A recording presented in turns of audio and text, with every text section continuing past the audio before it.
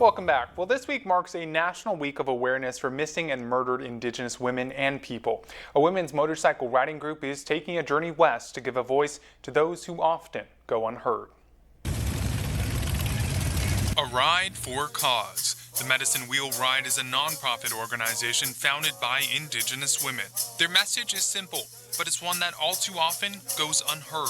The overall message of this ride is to bring awareness to the crisis that every 3 days an Indigenous woman goes missing. The group making a stop in Yuma Friday morning, receiving a blessing from the local Kachan tribe in a ceremony honoring the family and tribe members they've lost along the way. There's nothing that can take away our strength, our heritage, or our purpose. According to the organization, 84% of Indigenous women have experienced violence in their lifetime. They also experience murder, violence, and trafficking at 4 to 10 times the national rate. But behind these numbers are countless faces. The women whose life were ended were daughters. They were mothers. They were wives. They were girlfriends.